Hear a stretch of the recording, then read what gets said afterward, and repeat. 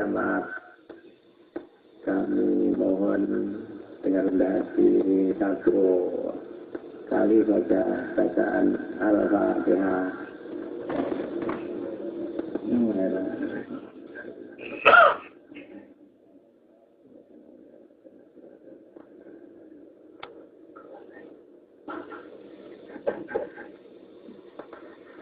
Para hadirin dan hadirat yang kami muliakan, terutama para remaja yang kami sayangi.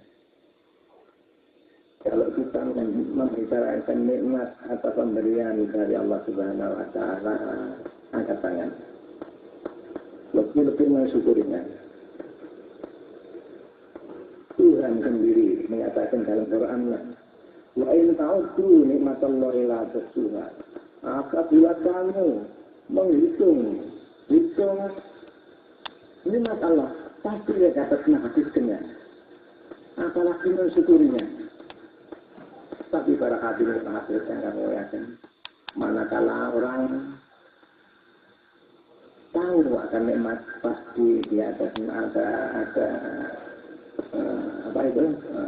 kehendak untuk mensyukuri. Apabila orang tahu nikmat lebih banyak, otomatis lebih banyak syukurnya. Apabila orang tahu nikmat yang lebih mantap, lebih bernilai atau nilainya nikmat, otomatis dia syukurnya lebih bermutu atau lebih tinggi. Karena itu banyak ayat Quran yang menyatakan bahwa supaya kita senantiasa memikir atau menggunakan pikiran kita untuk menggali rahasia-rahasia alam dan khususnya menggali privasi kita masing-masing. Apa yang tergantung di pribadi? Nikmat apa saja, berguna apa saja. Para hadirin dan hadirat yang kami muliakan, dia yang mesti ingat, inna sam'a wal basara wal fu'ada kullu ulaika kana anhu mas'ul. Sungguh pendengar, penglihatan, hati, ini semuanya akan dimintai pertanggungjawab besok di hari kiamat. Bahkan ada suatu hadis yang menyatakan bahwa nanti di hari kiamat orang tidak diperkenankan berubah atau pindah dari tempat itu sebelum dimintai pertanggungjawab, yaitu mengenai umurnya sekian puluh tahun. Ini jelas apa saja. Sekalipun hanya 1 detik ini dimintai mana yang 1 detik, mana yang 1 jam tidak ada, mana yang 1 hari, dan seterusnya. Jadi jangan sekali-kali kita anggap sepi. Hanya 1 linsanu air itu sudah. Apakah manusia itu menganggap sepi tidak ada apa-apa? Kalau sudah mati biar tidak ada apa-apa. Jangan. Sungguh nanti terjadi apa-apa yang jauh lebih jelas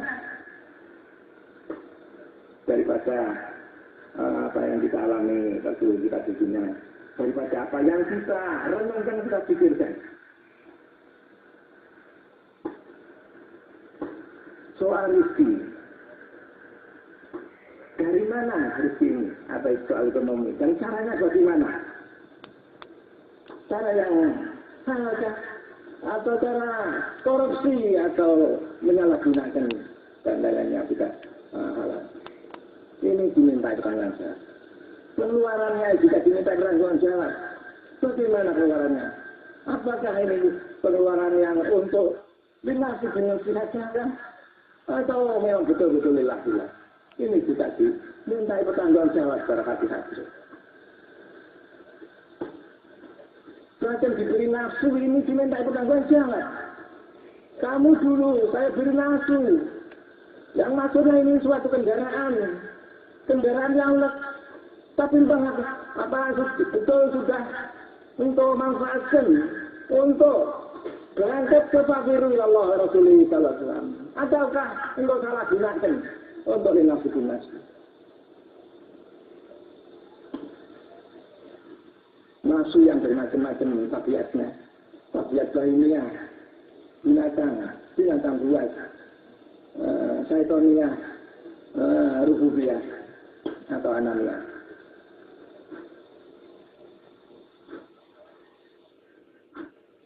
Para hadirin dan hadirat yang kami muliakan, ya alhamdulillah, setelah kita ikut mengamalkan salat Aisyah, alhamdulillah, ini laporan dari ribuan kawan Aisyah. Padahal semua sama.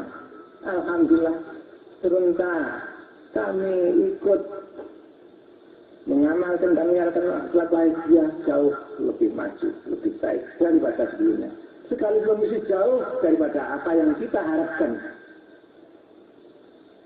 Malah ada yang melakukan, kalau begini, lantas bagaimana ibadah saya yang dulu-dulu itu? Dan bisa jadi, kan ini bisa kritis yang mengatakan itu. Ya memang, soalnya bila, ini penting sekali. Saya Imam Sajali, malam minatahul ghalfil minahaya, sana musilan al-kabair, wa'in amilan ma'amilah ulang walayasir. Barang siapa yang belum mengetahui ilmuku ini dengan konsekuen akhirnya diamalkan, bukan teori saja, dia berdosa besar.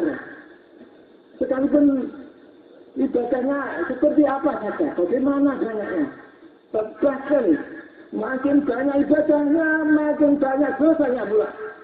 Makin banyak ilmunya, makin banyak dosanya pula. Kata Imam Ghazali, ya memang kalau kita pikir begitu, yaitu kalau tidak ilah ini malum, otomatis segala ibadah yang tidak dijiwai oleh ilah ini semua bukan ibadah, itu namanya kan mas, yaitu mengecek kepada Allah Subhanahu Wa Taala. Ini suatu ibadah pengabdian untuk disalahgunakan. Ini kan suatu cara kasar boleh dikatakan suatu ejekan atau penghinaan kepada Allah Subhanahu Wa Taala. Soal bila, jika orang tidak ada rasa bila waktu mengamalkan suatu amalan atau perbuatan itu, otomatis ini diadu. Saya begini, saya begitu. Para hadiah, bukankah ini suatu ujub dan mungkin ada kata berbeda. Ujub atau membanggakan, ini suatu perbuatan yang merusak ibadah.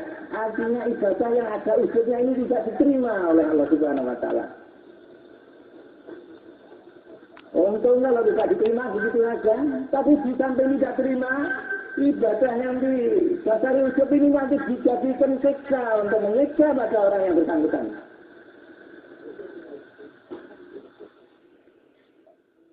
Dan di samping ujub, pada umumnya ada takaburnya. Umpama ya maaf, saya bicara di sini atau membaca Quran di podium, itu para kafir hadirat mendengarkan, otomatis saya yang biasa orang diatur yang mendengarkan, kalau merasa begini otomatis ini rasa takabur, rasa ujub ini otomatis, dan rasa riya ini. Bahkan para kafir hadirat kalau tidak hati-hati, perasaannya sudah lillah-lillah, tapi sebetulnya lillah-lillah itu mungkin sekali para kafir hadirat, mungkin sekali. Maka yang maaf, mari kita sering mengadakan introspeksi atau makin mendalam penelitian. Karena mungkin sekali perasaannya sudah lillah-lillah, tapi sungguhnya malah terbalik ini. Ya kalau tidak lama lantas ketahuan atau tahu atau merasa lillah-lillah palsu. Kalau tahu-tahu sudah dijatuhi Israel ini nanti bagaimana? Sangat berat sekali. Para hadirin dan hadirat yang kami muliakan. Ya alhamdulillah. Kita mengamalkan suatu Aisyah maupun menyiarkan secara gampang, secara praktis. Dan selawat ini sekalipun ada ibadah yang lebih baik daripada selawat, yaitu salat. Tapi selawat ini mempunyai ciri khas yang tidak dimiliki oleh ibadah lain. Di antaranya ciri khas yaitu sekali membaca selawat spontan mendapat syafaat Nabi Sallallahu Alaihi Wasallam.